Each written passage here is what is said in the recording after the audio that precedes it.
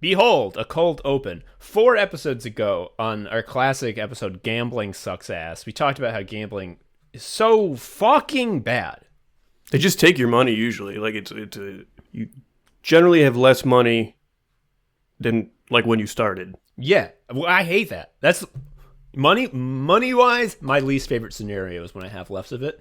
And it sucks because they're not even good games. Like, they're boring games, and you lose money. It's like so bad. That said, we got a message that suggested that we didn't give gambling its due. Yeah, it was from, I'm going to keep this person's anonymity intact, but it's someone we really trust, someone we really respect. And they just said, you got a really close-minded view. You're right that it is not a way to make money, but like it's not that bad. Maybe you should give it another shot. Ugh. Yeah. And with that in mind, I sent Tom to the Horseshoe Casino. Yeah, I went there because they have unlimited crab legs. I don't like them.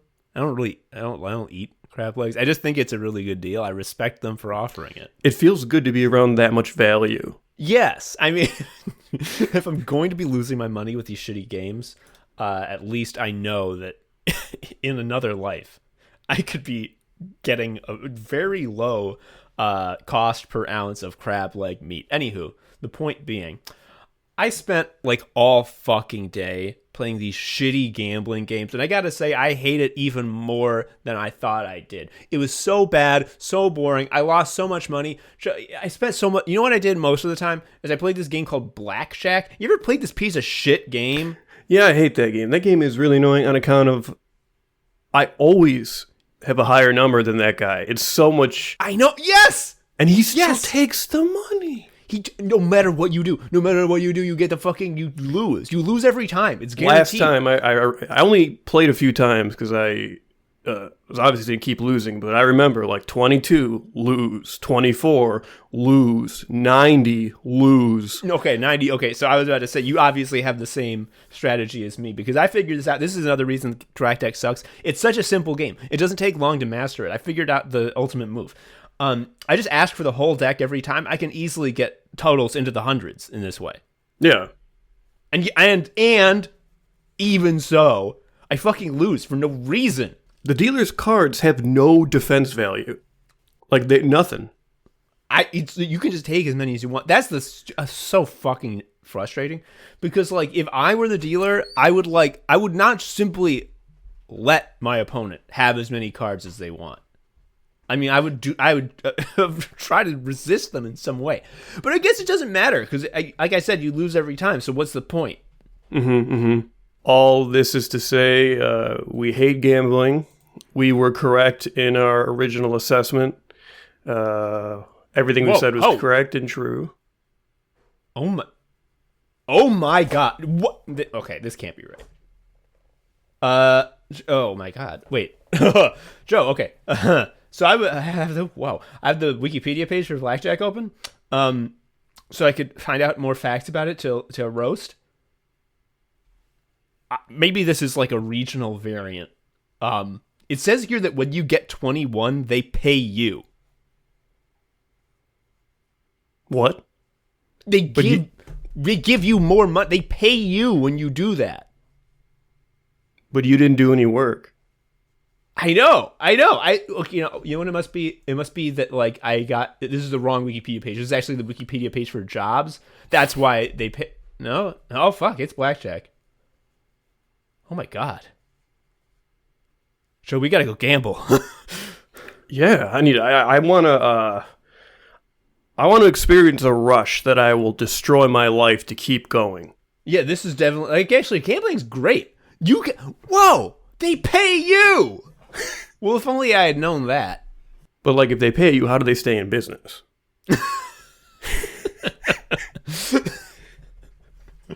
That's pretty good. That's pretty good. I'm recording, right?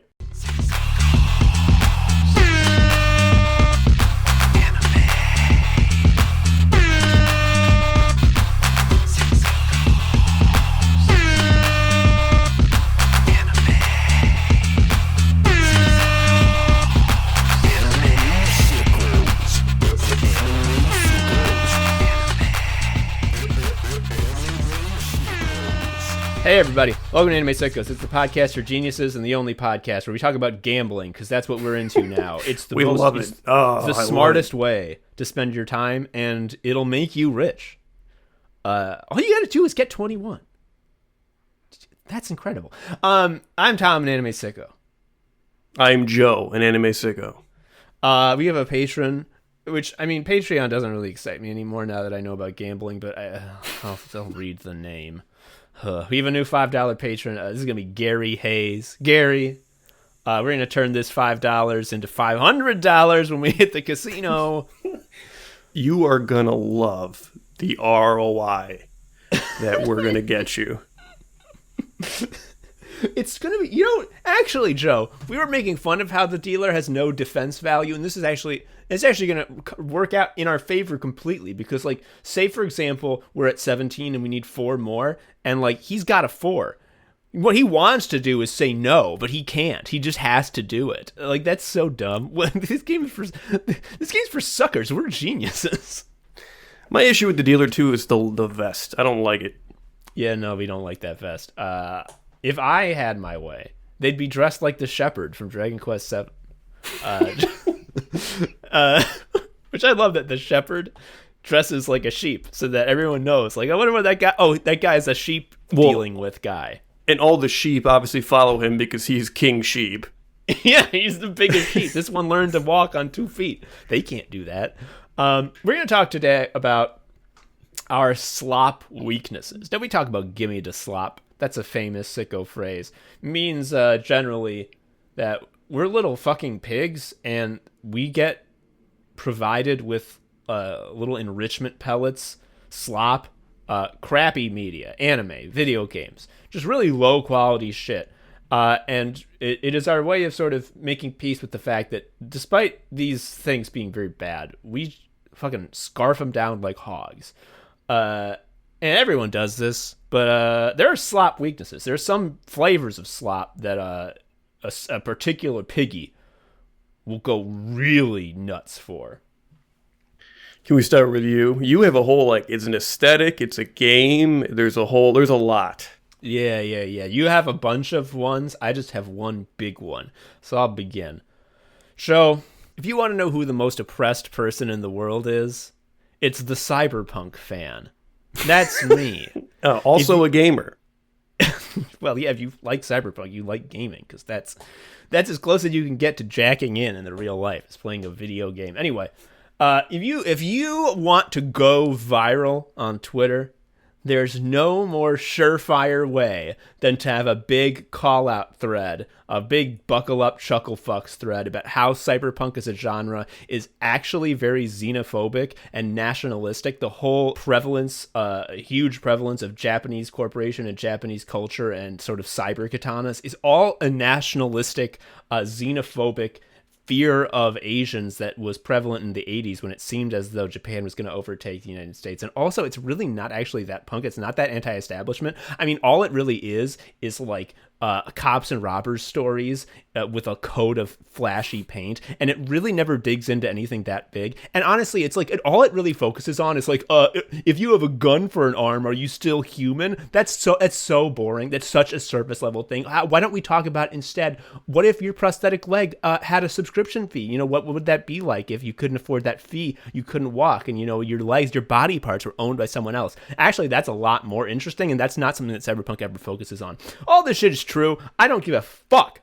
I do not give a fuck. I see the shiny fucking shit. I see someone who put a wire in their head, and I'm just like, woo, goo, boo, give me more. I don't care how bad it is.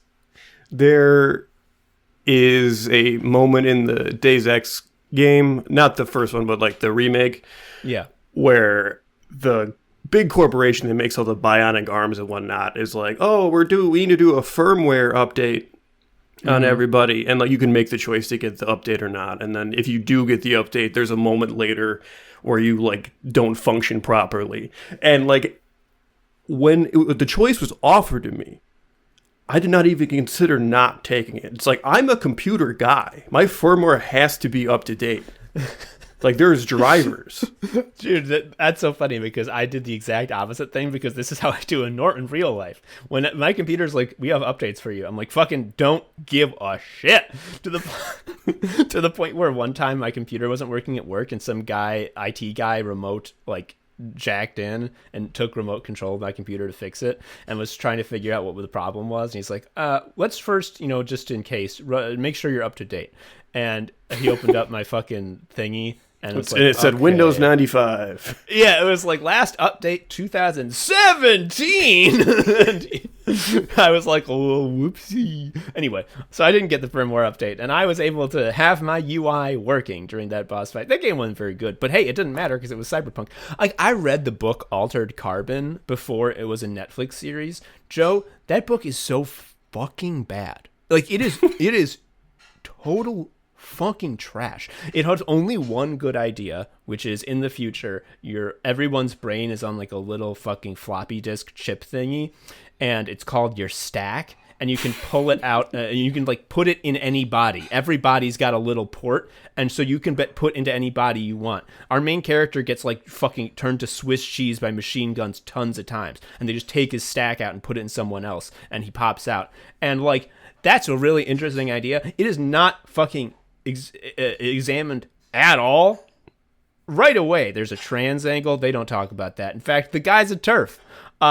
He thinks that someone said, "Hey, is there a trans angle to your book?" He's like, "That's woke." I'm not into that politics shit. I'm not shoving politics down your throat. This is a dumb man. Also, the actual plot, once you get into like the noir plot, like the actual mechanics of what happens beyond the setting, it's all about space Catholics and how they're like so smart for saying no to technology because they believe in the soul. It's so terrible. However, I love it. I read that book. I was like, oh my God, my tongue was wagging. He stays in a hotel that's Jimi Hendrix themed, and it's run by an AI that has sort of gained somewhat sentience and now believes it is Jimi Hendrix. So he just like has conversations with Jimi Hendrix when he's at his home base, being like, "Yeah, Jimmy, you wouldn't believe it. Space Catholics. I think I'm in too deep." And he's like, "That's amazing, man." The point of this all is Cyberpunk's owns, and Cyberpunk has come back in my life in a big way because you may know this. There was that Cyberpunk 27 video game, 2077, not 27, that came out from fucking the Polish people a while ago. It was a big mess. It was a big embarrassment. Everyone said this game sucks ass and doesn't run correctly. Ha ha ha ha. And they were right. And then this year, Studio Trigger of Gurren Lagann and Kill la Kill fame, and Promare as well, put out a 10-episode anime series called Cyberpunk Edgerunners that revitalized interest in the game. A lot of people watched the anime, then played the game. Buddy, I'm one of them. Fucking two things. I don't like this anime as a restorative force angle. It really is fucked up. It's so it's so cursed. It's especially cursed because like the anime treats the setting, the characters, and the possibilities, the storytelling possibilities within that setting with much more like nuance and skill than the game does. I saw someone say that there's no greater mass gaslighting event in recent memory than the Cyberpunk anime making people play the Cyberpunk game. So, like all Cyberpunk, these two things, the Cyberpunk Edgerunners and Cyberpunk 2077, are quite bad. However, I loved them both. I've seen people criticize Cyberpunk Edgerunners, the anime, for being shallow, for having very few things to say, focusing so much on its aesthetics, visual style, courtesy of Studio Trigger, gore, and nudity. And it never actually really digs that deep into what sort of life would be in a world that was the way that this setting is. That's all true. I don't give a fuck. Like, I don't care. I watched this 10-episode series, and I loved it. It's one of my favorite animes I've seen in a very long time. To be clear, the opening sequence, this happens a lot with animes, that the opening spoils everything that happens in the season, but you have no way of knowing that. You don't know the context, so you just think it's funny images. Then not the case here. in the fucking opening to the anime, our main character David breaks apart numerous times, and at the end, a huge faceless monolith that is made of the city. It is a silhouette that is full of like flashing images of Night City where he lives. It's a big fucking colossus that is the city, shoots him through the head, and he has a big fucking hole in his head, and he falls down dead. Would you believe that the story is about David, who it meets a tragic event in his life where he is at rock bottom, becomes a cyberpunk, a mercenary, you would say, and he tries to make his way as an outlaw on the edges of society, and in his quest to find a place for himself and care for the people he loves, he pushes himself too far and is killed by the awful machine of this damned cyberpunk world. That's really the only thing that happens. There is no deeper meaning. I don't care. It's so fucking good. I love it's so good. I love all the characters. They're all funny. You get to actually see what it is like to put like cyber parts into you. You see what it would actually be like to like replace yourself with like combat parts. Because like part of his like tragic flaw and fatal downfall is that he's so protective of the people he cares about, his found family, because his real family was taken from him.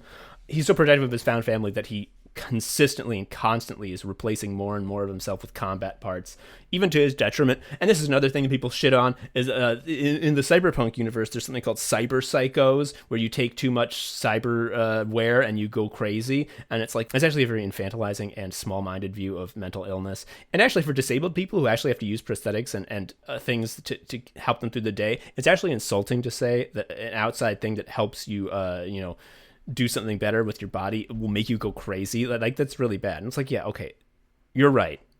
However, if there is a guy who's like all of his arms are like fucking tank guns, and he has a computer in his back that makes him perceive time differently, I don't think it's really that crazy to think that your human brain's not meant to like control like laser guided rockets. And if you have too many laser guided rockets, your brain is just going to be like, oh fuck, oh I don't know about this, where'd my arm go, these nerve endings don't seem right, why is there a sword on the end of my arm, shit like that. I don't know, it fucking roans. I love it. It's a great anime. And also, yeah, it does focus mostly on its style and visual flair and nudity and gore. Those things all own. Sorry. What do you want me to say? That they don't? Fuck you. And yeah, Joe, this anime got me to play the video game. And, oh, dude, the video game's way worse than the show. Video game fucking sucks. My understanding now, though, is it was a broken mess when it came out. It has been patched. So when you say it sucks on clean terms, right? Yes, that is correct. I did not have a single glitch. I had some sort of graphical hiccups, but nothing that a game that intense on a computer like mine Did your wouldn't dick have. clip through your pants? My dick did not clip through my pants. There was one time it's very funny that you fucking have the dick slider, because you like almost are never nude, and it's also first person. You can't look down and see your dick. Can you see your feet? Can you look down and see your feet? You should be able to see your dick. You can't see your feet. You can't see your dick. There's one fucking part where you get like knocked out and taken to the scavengers, like these criminals who take people apart and steal their cyberware and fucking like leave them for dead. You get like a knocked out chop by them. shop for people. Exactly. And you wake up there and all of your items are gone, and it's like one of those little mini missions where it's like, so by now in this game you're used to your loadout. You've made a build and are relying on certain things. What if we took that all away and gave you a little stealth segment, eh? And like, it's very short and very easy, and it's kind of fun. But when I when I first like woke up and I was like checking, like, do I have anything? Do I have any items? Because I can't get my gun out. I pressed start, and you see like your guy, like a 3D model of your guy. And because he has nothing equipped, he's fully nude. And it does that thing, video games do, where it loads a character in, and anything that's sort of hanging, like, just goes nuts for a second. Like, usually his hair Yes. goes nuts and then, like, settles down. It's as if gravity suddenly has to catch up on it. Exactly. That happened with his dick. It was and, like, settled down. It was very funny. So here's the thing about this game. it was marketed as, and is, honestly, in terms of the work put into it and the scope of it, a like monstrous, as big as it gets, as good as it gets, AAA ultimate gaming experience. Now, in that context, it is a massive fucking failure and a huge embarrassment, even when running correctly. However, I loved it because I'm a cyberpunk hog. And what would have made this game a classic? Because there is enough good in here that it could be a classic.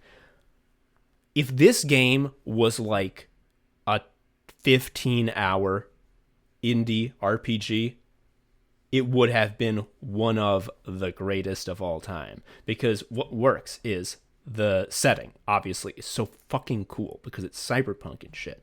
What else works? The characters. The main characters that you interact with a lot are so fucking cool and likable and interesting. Keanu Reeves as the fucking guy in your head, I cannot get enough of. Every time I would talk to Keanu Reeves, I would be like, this is the best game of all time. I cannot believe Keanu Reeves is my buddy, but also my enemy. What a fraught relationship we have. How interesting. But it seems like he's warming up to me more. But should I trust him? And all the people you come into contact with are also cool. I love it. The main story is excellent. Like the fucking plot missions. This is so unusual for a like an open world sprawling RPG. The plot missions are so much better, both in gameplay and story, than any of the side shit. The side shit, there is a few side missions that are like really interesting and have very thought-provoking themes, but they're few and fucking far between, which leads me to another point. This game, the real killer that made it terrible is that it's an open world game. And some people will be like, but it makes the city feel more real that you can go anywhere in it. A fucking small price to pay throwing that in the trash in order to fucking focus it down. Because what would be perfect, Joe? If this game was like Vampire the Masquerade Bloodlines, which is a game that people have soured on because I believe it's extremely racist. But if it was his like Bloodlines in the title. Yeah, well, that's talking about vampire bloodlines. Yeah. You go to Chinatown at one point, and all of the Chinese people are portrayed very nuancedly. No, I'm just kidding. They're cartoons. Although I will say that it is very funny that in Vampire the Masquerade, in the lore, one of the vampire clans is called the Giovanni clan, and it's just Italians. And they're mafia vampires, too. Anyway. When I played through, I was the fakers, the guys who were like, we're not actually vampires. We did enough magic to kind of pretend we were. Yes, I love those. I think that was my first playthrough, those guys. I forget what they're called, but it's just like, yeah, every other vampire clan is like descended from like thousands of years of vampires, and then this is like 100 years ago a wizard figured out blood magic good enough that he turned into one. Someone put in the work. Yeah, everyone hates it. Anyway, the point being, if this game was structured like Vampire the Masquerade Bloodlines, it would be one of the best games of all time. If it were, you go to a level. You're like, now I am in this district of the city. In this district of the city, there are 3 plot missions and 2 side missions. That's fucking it. That would be the recipe to make this game fantastic. And the reason why, 1, there's so fucking many side missions, and like, as I say, 5 of them are good. Most of them are very boring. And in addition to side missions, there are things called gigs, which are like even sidier side missions, where literally all it is you go to a specific area, some crime boss calls you on the phone, the crime boss of that area, and it's like, hello, I have a gig for you. Please kill the people in this building. And you go, okay. And you kill the people in that building, and they're like, thank you for doing that. Here is some money. And that is literally everything. And here's the thing. The combat in this game fucking blows ass. It is not fun to do. I hated every fight I was ever in. It was never fun to me. But you had a great time. I did have a great time, but here's the thing. In Vampire the Masquerade Bloodlines, combat sucks and is not fun, but you have very little of it because you're just in levels, you know? Yeah. You have a little combat encounter in the mission, and then that's it. Cyberpunk seems to think, because it's an open world game, like, oh, you want to be constantly getting into combat encounters that really don't affect the plot. You just want to have combat encounters a lot of the time, right? The feeling of wading through guys. Exactly. It's so fucking boring. And it's not a fun open world because the only thing to encounter is combat encounters. You can never stumble across anything cool or fun the way you can in Breath of the Wild or, a good open world game. Even The Witcher 3, the developer's previous open world game. You could stumble on fun stuff that wasn't combat. You can't do that in Cyberpunk, especially because you're in a fucking major metropolitan city. There aren't wide open spaces pretty much anywhere other than like the outskirts. And when you're in this big dense city, you notice, every single door is locked except doors that go to plot areas. So there's nothing to explore. I'm like, ooh, this looks like an interesting place. Can't go in. Even, the funniest thing is that there are like stores that I'm like, that looks interesting. And it has a big flashing sign that says open. And I go to the front door and it says locked. Okay. So throw out the open world. It fucking sucks. Also, traversal is terrible. Like, it's not fun to walk around. Again, in Breath of the Wild, what makes it work as an open world game is that walking around is fun because you have your glider and you can climb anything. You can't do that in this fucking game. You just walk like an asshole, and when you get into a car, the cars feel like shit. So I hate driving in games. I have such little interest in the Grand Theft Auto series because so much of it is driving. I don't like it. I don't like doing it in real life, and I don't like doing it with a controller. Yeah, it's especially fucking bad in Cyberpunk. You fucking slide all over the place. It feels like shit. You end up looking at the stupid mini-map instead of the actual graphics. It's quite shitty. I didn't like traversal ever. So that's two main things, traversal and combat, that I never enjoyed even a little bit. And because it is an open world game where the only thing you can stumble on is fighting, those are like the things that take up most of your time. And you might be thinking, Tom, what about stumbling into side missions that are interesting? Well, they mark those on the map. So what I would do is I would open the map, find a side mission, put a fucking marker on it, and then go there. I was not an organic process of discovery ever. It was always, God, is there something fucking fun to do in this goddamn game? And I would find it on the map. What would have made that easier? If I was in a fucking level where there was just like 20 guys to talk to, and one of the 20 guys was like, hey, do you want to do a side mission? I'm like, yeah, I do. And then he had me do it. Like, there were some side missions that were like so interesting, so cool, chilling even in their implications. Like the one with the guy who was running for mayor. If you know, people out there, that one fucked me up. That was so scary. But like, that's a fucking needle in a haystack of bullshit that I don't give a fuck about. If they just made this game have levels, it would have been so much better. Also, the main story, which is so good, part of it is that there is a serious sense of urgency because you have fucking Keanu Reeves in your head in some sort of crazy chip, and it's like killing you because you're not supposed to have two guys in your head. A brain's not allowed to do that. So you are on a timer. And also, not only a timer, Keanu Reeves is like, he wants to have a body again because he has been dead for 50 years living on this chip. His brain has. And so he wants to take you over. So he's like your enemy, but also your ally, and you're on a ticking clock. And the further you go, the more and more of your brain is being rewritten by him. And that's really cool. But the urgency really gets undercut by how there's like a million fucking gigs. And also, this is so dumb. There's like apartments. Like, you can buy apartments so you can have multiple home bases. Why would I want that? There's nothing there. It's just a waste of money. But even stupider is there's multiple crime bosses in the city that exist specifically so that they can be the person who explains why you have to kill everyone in this building for $1,000. And they're always sending you emails about, do you want to buy a used car from me? It's obscene. It's just like, hello, V. I have an incredible used car deal for you. It's just like, I'm sorry, are you supposed to be like the badass, like, lord of fucking Santo Domingo or something? Like, why are you trying to get me to buy your fucking Cadillac? It's so annoying. The ambition, all that the ambition does is take the good thing and stretch it out until it's barely visible, covering a mountain of fucking bullshit. And also, like I said, how the fucking anime does the setting better.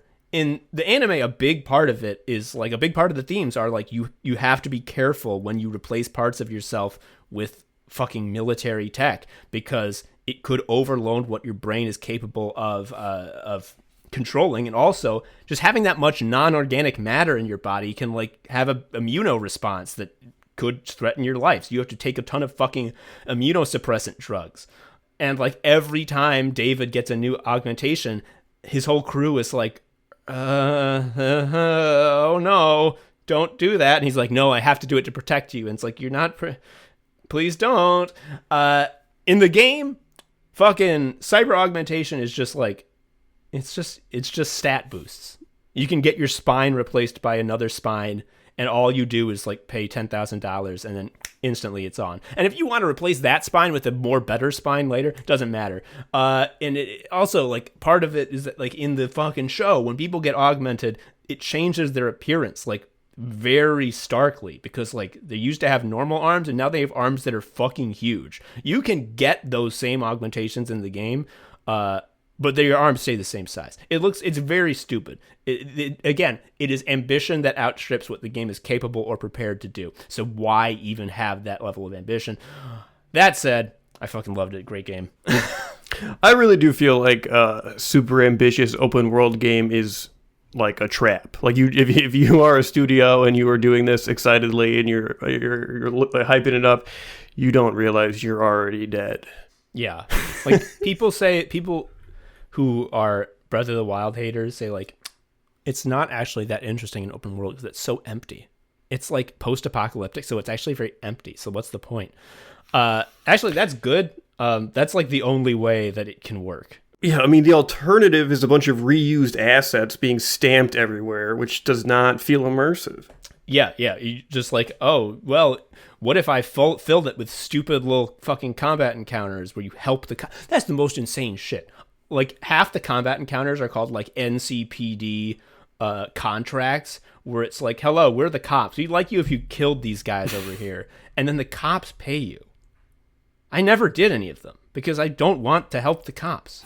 Why is that? So, like, on your phone, there's an app that is just like the cops can send you hits? It shows up. It's an icon on the map. There's like a little NCPD badge on the map, and it's like, this is a place where you can kill people for money. And it's like, I will not help the cops. I would like to kill the cops more. Fuck you. Also, one of the romance options is a cop. Fuck that.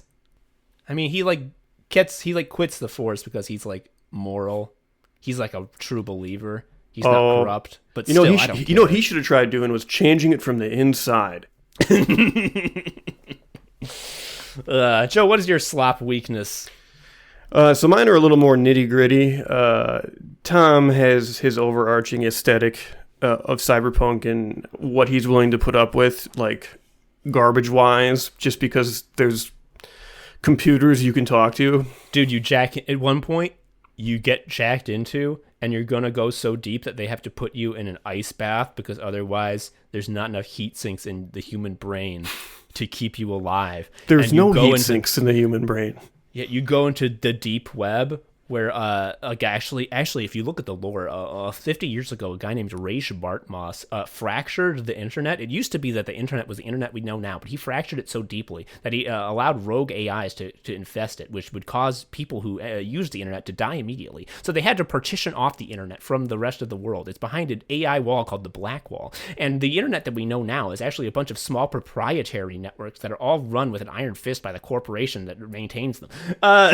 And did you know in the game you meet one of those rogue AIs? You get to talk to it. You get to go behind the Black Wall and see the old net. Sorry, I'm done.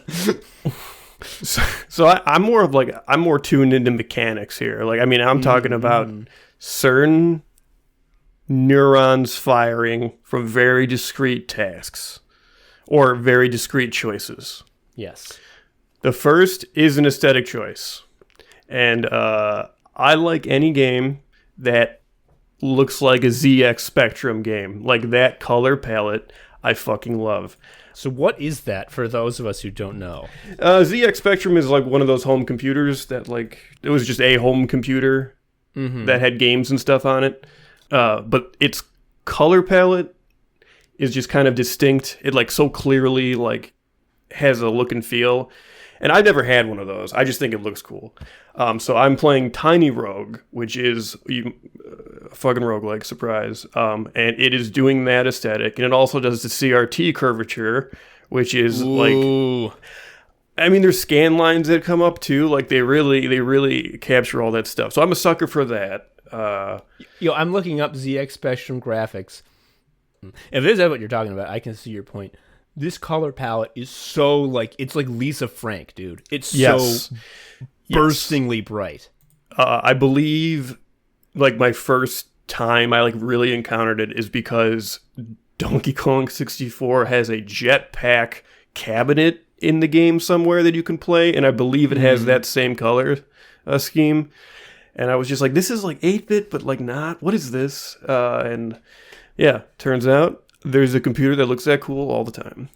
I think it's really great that as our society marches on and more new technology is invented, that actually the way to make a game look good is to make it look more old. Brian Eno has some quote about that to the effect that like those limitations of a medium, the things that are like stopping the medium or annoying about the medium, are actually the things that get celebrated down the line. The interesting stuff is the stuff that pushes against the limits rather than sitting comfortably in what it can do. Yeah. That's just visually. But like gameplay wise, my other weakness, and this is a very big weakness, and I say this with the preface that I don't like or care about Minecraft. I love games where you dig a fucking hole, like where you just really get digging and you extract precious minerals from the earth so they can be turned into things that improve your value stream. Like, I am fully aware of the horrors of strip mining for like lithium in the Amazon, but like if a game lets me do it, Also, you should thank your lucky stars that they're doing that strip mining. Otherwise, you won't be able to eat your battery every day and keep sane. Yeah, that's true. It's absolutely true. So okay, this is very interesting. I didn't know this about you. I thought I knew everything there was to know. How is it that you don't play Minecraft? Because that's the only thing you do in that game. It's the open-endedness of Minecraft that I don't like. I'm bad at like coming up with like my own fun projects in games that are open-ended like that. We compare that to a game that I'm playing now, which is Dome Keeper. Yo, this game about getting dome? It's about getting dome. You have to keep getting dome. And what it is you have a dome, like just like like a half of a snow globe on a alien planet that is hostile to you. And there are waves of monsters that come at you at certain times, but when you're not manning the laser to fight the monsters, you are digging down to find minerals to improve your dome. That's wonderful because we're talking about a feedback loop that is much tighter, faster than Minecraft. And also, like, making something in Minecraft is like, oh, cool, I made a big castle. It's like, now my laser's stronger. Do you not see how much better that is? Yes, yeah. You're right. Like, that's real. Your artistic expression in Minecraft is actually less real than the fact that the laser turret now cools off faster. Yeah, do you have like numbers that indicate how cool your artistic expression is? No, you don't. I have numbers that indicate how much damage my laser does. I very much relate to that reason for avoiding Minecraft. I played Terraria when it was like hot and new because I was like, this is similar to Minecraft, but because it's 2D, it's going to be less. But it looks like Super Nintendo sprites. On paper, it seems more palatable and more up our alley, for sure. Yeah, so what happened is I played 10 minutes of that, and I had exactly the same experience you're describing with Minecraft, where it's just like, oh, God, I'm going to have to figure out little goals for myself. I want it, like, the reason I love JRPGs so much is because it is like, hello, friend. Here are some very obvious short-term, mid-term, and long-term goals. They all have numbers attached to them, and we will play a little sound when you reach the goals, okay? And I'm like, oh, okay, that sounds good. Terraria makes you fucking find your own goals. No, thank you. No, thank you. But on that same note, Dome Keeper also ties into my other huge slop weakness, which is games where you just juggle two tasks, like just chaotically. I need that shit. The obvious sort of perfect example, I think, is like Atomic Crops. It's Harvest Moon and a shooter. You're doing both at the same time. It's wonderful. I played that a bit when Joe was nuts for it. Of course, in classic form, as soon as I started playing, Joe was like, I actually hate Atomic Crops now. I'll never play that again. I beat year 10, dude. I prestiged.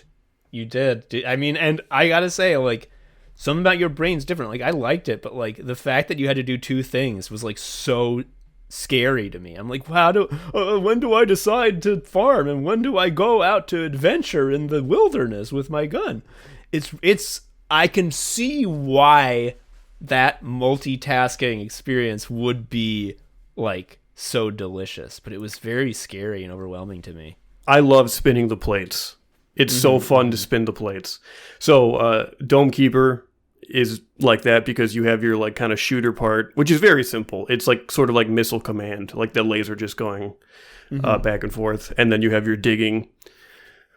So that's like the two mechanics. That's great. Atomic Crops is an example of this, and one of my favorite ones is like some straight up B- quality DS game, which is called Henry Hatsworth in the Puzzling Adventure.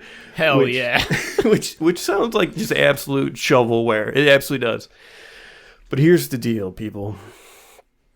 The DS famously has 2 screens. I have heard that. Yeah.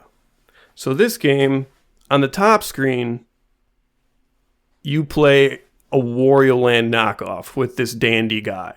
I'm looking at the picture of the box art that Joe put in the chat. He looks like a real dandy British man. He's got a monocle. He's got a cup of tea. He's holding tea, which is splashing slightly.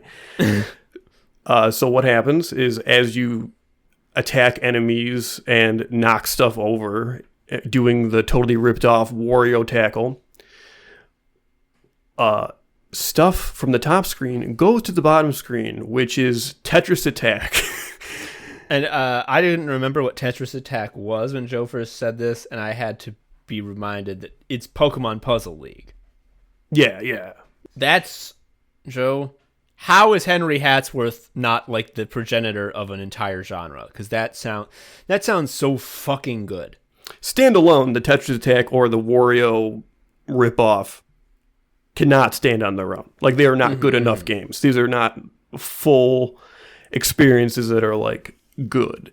Yeah. But if you have 2 things that are like kind of okay and you have to switch between them with frantic energy, suddenly that's a AAA game for me. It's yeah. It's 2 great tastes that taste great together. It's pretty. You know what it is, actually? And it's wild that I didn't think of this until right now, because we've fucking talked about this at length. It's more guy per guy. It's you bought 1 game, but you're playing exactly. 2 games. Yes, absolutely. And I am such a sucker for any genre mashup. And now, obviously, the very common thing to do is roguelike plus blank. And would you believe I am weak to such combinations? I think it's actually good that these games are around and that you're so weak to them, because I mean, when you think about how would you fulfill this urge otherwise, well, it would be to play some game that doesn't require a great amount of attention, and then also be like looking at posts, like looking at your phone. So like an MMO. Yeah. That is the sort of base level. I want to play a game, but also fulfill my multitasking brain. This is basically like, hey, we can do that, but you're not going to be looking at Twitter, which is like so much healthier. I think I love that. Yo, Joe, about that, to go back to old visual styles, did you ever play Return of the Obra Dinn? Oh, I've not played it, but I love how it looks. That's fucking great. I loved that game. I think you should play that as soon as you can. Not just because it's a great game, but also because like it just looks so fucking cool. You can unlock different like color profiles too, right? Like in the game, you can change it. I think so. I mean, it's always going to be 2 colors. It's always going to be background and background sort of beige, and then a color for everything else. But I mean, it looks so fucking good. It's basically like it is in like an old style computer monitor that can again only display 1 color, but it's using that style to present a fully 3D world you can walk around in. It fucking owns. That rules. It's especially good because of the mechanics. A lot of the time, you are observing moments frozen in time. So it's just like you're the only thing that's moving. So you're just like in this little diorama and you can walk around and look at it from all angles and it looks so fucking dope. Downwell has a similar, I guess, look. It's just this game where you jump down a well and jump on enemies, but you can, in the options, you just change the color palette because it does the same thing. The colors are white and a color. Mm-hmm. That game fucking owns. That's a game about going down a hole. Yeah, yes, also true. When you jump, you should also automatically shoot. Like, why the fuck is that not the case in every game? Downwell knows what's up. Yeah, and when you kill an enemy, fucking, you know what comes out? Gems. Gems are a type of rock. Yeah. Oh, man. So a game where you can dig a weird tunnel does not appeal to you. Did you ever play Red Faction for PS2? Its like whole thing was that it had destructible environments. No, I knew about it, but I never got around to it. I haven't played that many hole digging games, so I don't actually know what my response would be. Yeah, I mean, like when I think about hole digging games, I think about Minecraft. Mm-hmm. But yeah, in Red Faction, like the terrain was kind of destructible in like PS2 terms. It looked like shit. Yeah. But you could just dig a hole until it ran out of RAM, and then that would be the it. I mean, that's pretty cool. Digging a fucking hole. What if you could dig a hole in like Breath of the Wild? What if you had like a big like drill car? That'd be so dope. If they added like excavation to Breath of the Wild and basically changed nothing else about what is Breath of the Wild, that would, my tongue's wagging. Like, that's great. Like if you had to go around like a geologist. That'd be pretty good. Actually, you know what, Joe? I'm playing Final Fantasy VIII right now, and if I'm thinking about it, the entire sort of combat and stat and equipment and magic system in Final Fantasy VIII is basically extracting precious minerals from a big hole. Because like, what do you do in that game? You draw magic from enemies, and you turn enemies into cards, and you find items, and then you refine those items and cards into further items. Then you can refine those items into magic spells, which you can't get by drawing. And like, what is all of this? It means the enemies are not actually JRPG enemies. The enemies are blocks of stone in the earth that I extract little goodies from, and then I go to my smelting forge and I turn the goodies into Kiraga. First of all, I told you to skip that one, and you did not. I didn't. It's fun. I like it. Do you? I did not like the fact that you just have one weapon that you upgrade. Like, for me, a JRPG is about seeing a bunch of fucked up weird things being held throughout the course of a game. No, you're right. That is, I mean, nothing's perfect. I will also say that, like, I haven't been, like, grinding or anything. Maybe I'm just the biggest genius of all time who figured out the junctioning system better than anybody. But, like, fucking Squall is doing, like, 700 damage with his basic attack, and I got to the boss of Disc 1, and she died in 3 basic attacks. You might be over-leveled. I'm getting an over-leveled sense. I'm not over-leveled. That's another thing about Final Fantasy VIII, is that the levels actually hurt you. Like, leveling up does not really increase your stats at all. Junctioning increases your stats. And all leveling up does is it levels all, like, enemies level with you, like their HP goes up based on what level you are. So leveling up, you can't get ahead. It's a scam. Yeah, except I am ahead because I junctioned fucking 100 copies of Demi to strength. Yeah, so that is true. Extracting spells out of like a flan is kind of like mining, and it's fun like twice. No, I like it still. It would be more fun if it was a hole, though. If I could see the hole get bigger. Yeah. I'll give you that. And then lastly, just give me a game with the little town. Just give me a fucking game with a little town. I mentioned this previously when I talked about my inpatient experience, but when I did my like intake with the woman, and she's like, "What do you like to do?" And I was like, "I play video games sometimes." She's like, "What kind of games do you like?" And I was like, when you have a little fucking town.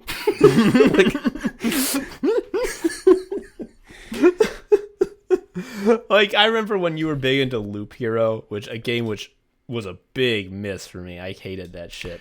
But like, half that game is like you go back to town and can be like, do you wish to build a granary, my lord? And like, So the thing about Loop Hero is, have you ever like pet a cat so much it gets overstimulated and can't handle it? yeah. That's what Loop Hero is to me. It's too much of the things that I want all the time being given to me in a fire hose, but it's overwhelming. Yeah. Yeah. So that's okay. Man, what would you say is the ultimate little town game?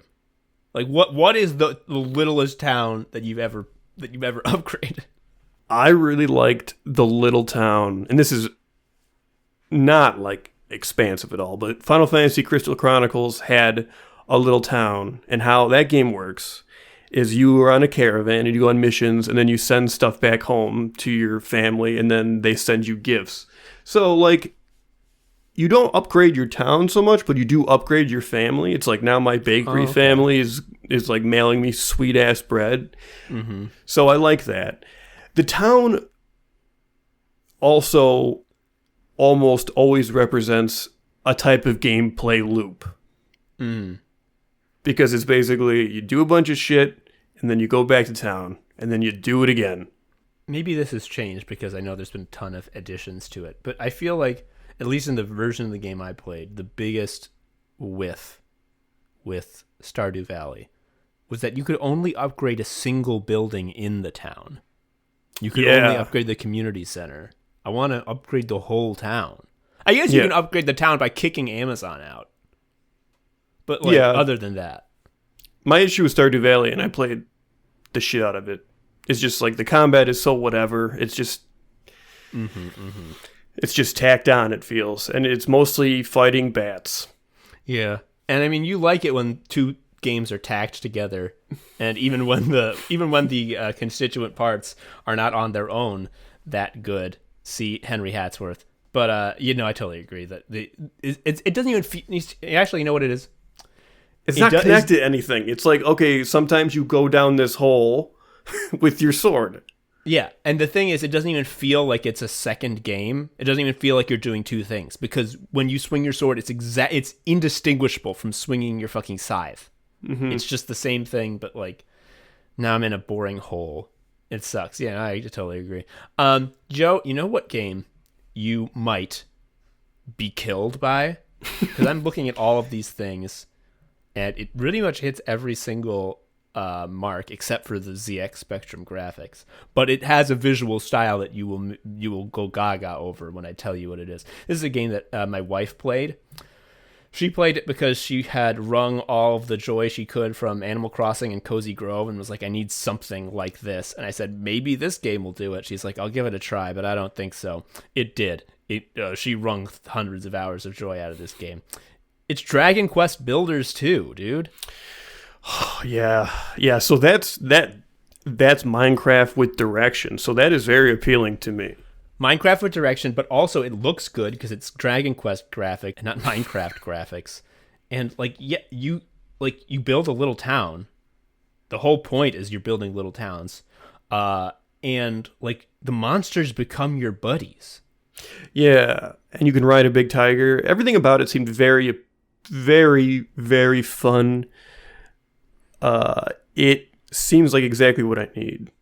It's so good. I didn't play it. I just watched my wife play it, but like, holy shit. It's even just watching her like take a bunch of cubes to like the little town, and she hands the little cubes over to the mayor, and the mayor's like, oh boy, with this we will build a palace for you. And like, you get to watch the little chibi Dragon Quest guys like dink dink dink dink dink, and like they build a palace for you. It's cool. That rules. You have to build toilets so that they shit. Yeah, when I was shown the game by your wife, there was like a big line of villagers who were all like, I have to shit.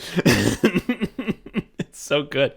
And you Joe, everything you do like makes the villagers like output stuff. On the very basic level, they output hearts when you like allow them to do things that they want to do. They shoot out a heart and you can pick it up, and then you have a lot of hearts that can upgrade the town because they're happy. but also like if you build like an oven, they'll bake bread, and like it just like shit appears that they made for you. And one of the ways shit appears is that you can collect their shit out of their toilet and use it to make fertilizer. All right, just like a normal guy. Yeah. Just going into the outhouse, just scooping up everything with your bare hands. Of course. So, how is the inventory management? That's where everything lives and dies. So I actually don't know exactly because I wasn't playing it. I didn't like experience that firsthand. But from what I understand, you either have unlimited inventory or inventory so massive that even after hundreds of hours of play, my wife never hit the limit. Thank God. Never been horny. Never been horny. Don't tell the paper that I ever got horny. I said on the show before that I used to teach. I was an adjunct, so like lower than dirt. But I would teach rhetoric, and I would always spend usually 1 or 2 weeks on the idea of the rhetorical situation, which is that if you are crafting a message, it is ultimately shaped by the current context, right? Like what is happening around you as you try to make an argument or even just an utterance. It changes that meaning or influences that meaning. Mm-hmm. Makes sense to me. Yeah, sure. We have come across what we believe to be the perfect rhetorical situation. Like a situation in which no matter what you say, you have a killer joke. It is... Like, I didn't know that such a thing was possible. But I've been going over and over this in my head. And there's there is no way not to slam dunk this. What this situation is basically like, you wake up from your bed and you find that your bed has been lifted 10 feet and you have a basketball in your hands and you look over to the left and there's the hoop. Why it's right there. You can't not dunk it. You don't even have to try. But also if you did try, if you like were to jump off the bed and dunk, like but by the fact the bed was already at the rim height, you jumped over the rim. That's the coolest thing in the world. Like you cannot lose with this fucking scenario. And God, it really makes me have hope because maybe one day such a thing will happen to me. I don't think it will because this seems like lightning in a bottle. It really does. Joe, should I just read it? Yeah, so this is a newspaper clipping from the 30s? Yeah. I don't know the exact year. I could if I looked it up, but I don't care to because it's not that important. I will read the text. The headline is, "Nope," he says. Body isn't his. This is from Galilee, Rhode Island, September 24th from the Associated Press. Charles Keville walked into a temporary morgue and looked at a body which had been identified as his. "Nope," he said. "That ain't me." And walked out again. Like, okay, let's just brainstorm. Let's brainstorm. He could have started screaming. That would have been so funny. He could have said, "That's not me," and turned to the attendant and said, "It's you." You can very calmly say, "Yes, it is me." You can say, "Holy shit, I think this guy's dead." Oh God, you go, "Oh, yes. Yes." I think that's the best move, to just go in there and be like, "Guys, this man is dead." And you don't even care. And you're just going to keep doing your job, which I clearly don't understand. Another good one will just be like, who's that? Like, there's no losing option. Like, I mean, even the one that he did do, which is just like the most straightforward one, which is like, no, that is not me. Like, that's so fucking funny. Yeah. Do you think he appreciated it, though? Like, I mean, the stakes. I don't know. Like how good he had it. Because this, I when I first sent this to you, the little clipping, the little message I attached was like, do you think this guy knew that this was the best day of his life? No, he has no idea. I don't think so. In my mind, I imagine him going in there with very like Hank Hill matter-of-factness, like, no, that body is not equal to mine. Thank you. Have a good one. Like, I think about what it would be like for me in this situation, and the only thing that I can think of that would compare is the feeling I had on my wedding day when me and my wife were at the venue and we were all dressed up, and more and more of our friends and family were coming in, and every time someone would come in, I would get more and more excited and happy until it was finally time to do it and get married. And that was such an incredible feeling of like anticipation in like the best way, because it's like this is it, like I can't believe it, like I really have found myself in a perfect scenario that I know with so much confidence is going to end up being like one of the foundational experiences of my life. And it was. And that is, would this be better than my wedding day? Hard Probably, to say. It's for possible. Sure. Like, for sure. Just like, hello, Tom. We are going to give you the biggest, juiciest tee-up for goofs that could ever occur. And the less it looks like you, the funnier it is.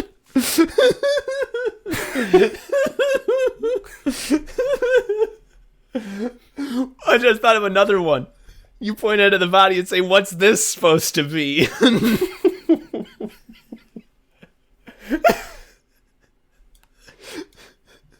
There's no loser. Like, no. Can you even think of a joke? Could you give me a not funny line? No. And here's the thing: that story that we read to you, the actual story there is someone told a joke so good we had to put it in the paper. That's actually the story. It's so good. It's so funny. Nope, that ain't me. Walked out again. Very Grandpa Simpson with the hat. Yeah.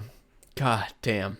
The idea that this guy could have not been aware of what a situation he was walking into and just did Hank Hill flat.